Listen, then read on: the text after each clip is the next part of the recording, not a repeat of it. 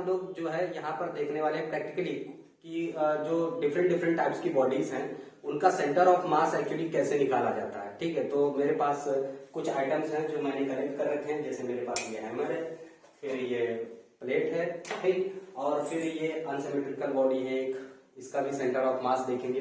ठीक है, तो ऐसे बहुत सारी चीजें हैं। ठीक है, तो आप अच्छे से सेंटर ऑफ मास को समझेंगे। ठीक है, तो जैसे मान लो सेंटर ऑफ मास एक्चुअली होता क्या है, तो किसी बॉडी का जो सेंटर ऑफ मास मतलब जो सेंटर है, पूरा जो मास है वो उसके सेंटर में कंसंट्रेटेड होता है। ठीक है, और उस सेंटर ऑफ मास को अगर हम ढूंढ लें, ठीक है, तो हम लोग क्या कर सकते हैं, उसके अबाउट उस बॉडी को हम रोटेट कर सकते हैं या उसको बैलेंस कर सकते हैं। ठीक है, ये होता है सेंटर ऑफ मास। अब जैसे मेरे पास ये प्लेट है, ठीक है, तो इसको हमें जो है अगर मैं इसको एक उंगली पे टिकाना चाहूं तो इसके लिए मुझे क्या पता होना चाहिए, इसका सेंटर ऑफ मास पता होना चाहिए। ठीक है, तो ये एक उंगली पर भी देखो रुक जाएगा। अब अगर मैं यहाँ पे रखूंगा तो नहीं रुकेगी। ठीक है, लेकिन देखो यहाँ पर इसका सेंटर ऑफ मास में ढूंढ लिया। ठीक है, तो ये देखो एक उंगली के ऊपर भी टिका हुआ है, आप देख पा रहे हो। ठीक है, एक उंगली के ऊपर भी टिका हुआ है। ये किस वजह से है, तो सेंटर ऑफ मास की वजह से है। ठीक है, तो एक तो ये हो गया। अब मान लो ये हमारे पास एक थोड़ा सा डिफरेंट टाइप की बॉडी है। ठीक है, इसका सेंटर ऑफ मास कैसे होगा, मान लो जैसे एक सेकेंड, अब जैसे मान लो ये यूनिफॉर्म बॉडी है, तो जाहिर सी बात है इसका जो सेंटर ऑफ मास होगा इसके बीच में होगा, है ना। तो हम लोग इसको बैलेंस करके भी निकाल सकते हैं। तो इस तरह से आया, तो मतलब इसका सेंटर ऑफ मास इसके बीच में है ना, यहाँ पे। तो इसको हम लोग एक उंगली पर भी यहाँ पर भी टिका सकते हैं अगर हम इसका सेंटर ऑफ मास निकालें। ठीक है, ये ठीक है, तो ये इसका सेंटर ऑफ मास एक्चुअली एक सेकेंड वो हो जाएगा। ठीक है, तो ये इसका सेंटर ऑफ मास है। ठीक है, तो अब देखो अगर मैं इसको बीच में टिकाऊं तो ये चलेगा क्या, देखो ये मेरे पास ये है। ठीक है, अब इसका देखो इसका सेंटर ऑफ मास इसके बीच में नहीं रहेगा। क्यों नहीं रहेगा, वेट की वजह से इसका सेंटर ऑफ मास इसकी ओर खिसक गया है। ठीक है, अगर मैं इसको बीच में टिकाऊंगा तो नहीं टिकेगा, गिर जाएगा, है ना। तो इसका सेंटर ऑफ मास किधर चला गया, जिधर वेट ज्यादा होता है सेंटर ऑफ मास उधर ही खिसक जाता है। तो देखो इसका सेंटर ऑफ मास अगर मैं ढूंढूं तो इसके आसपास होना चाहिए, इसी के आसपास, है ना। तो इसका सेंटर ऑफ मास अगर मैं अपनी उंगली पे दिखाना चाह रहा हूं, ठीक है, तो इसका सेंटर ऑफ मास इधर आ जाएगा।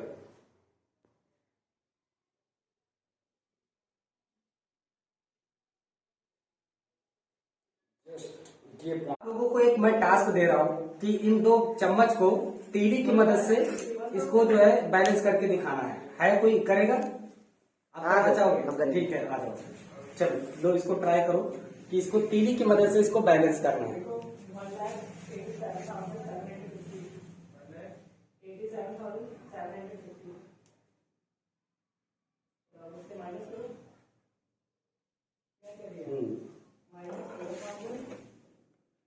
फिर इसको थोड़ा सा लटकना चाहिए, है ना।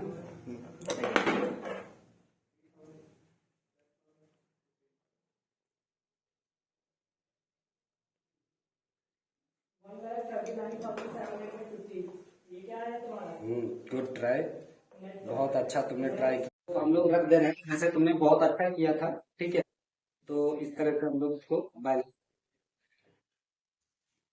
तो देखो यहाँ पर एक तीली पे ये है, इधर दिखा दो, एक तीली के ऊपर ये जो है इस तरह से बैलेंस। ठीक है, तो ऐसा क्यों हुआ पता है, ऐसा सेंटर ऑफ मास की वजह से हुआ है। इन दोनों चम्मच के बीच का जो सेंटर ऑफ मास है ये इस तरह से देखो, है ना।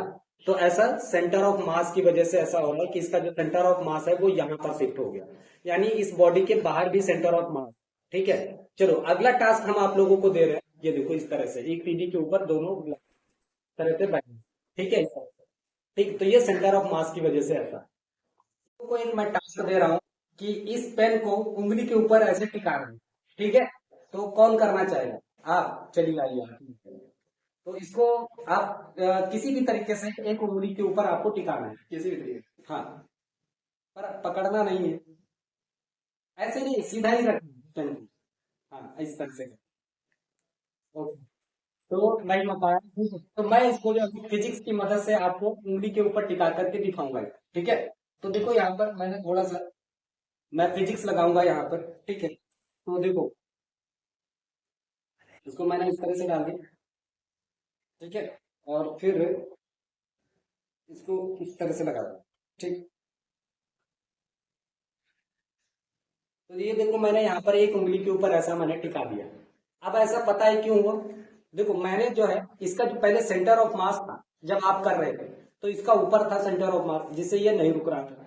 जब हमने इसको साथ में लगा दिया, ठीक है, तो क्या हो गया, इसका सेंटर ऑफ मास यहाँ पे शिफ्ट हो गया, जिसकी वजह से ये एक उंगली के ऊपर भी टिक गया। देखो मैं हिला भी रहा हूँ और गिर नहीं रहा। बात समझ में आया? चलिए, अगर आप लोगों को अच्छा लगा तो इसे लाइक और सब्सक्राइब जरूर करिएगा।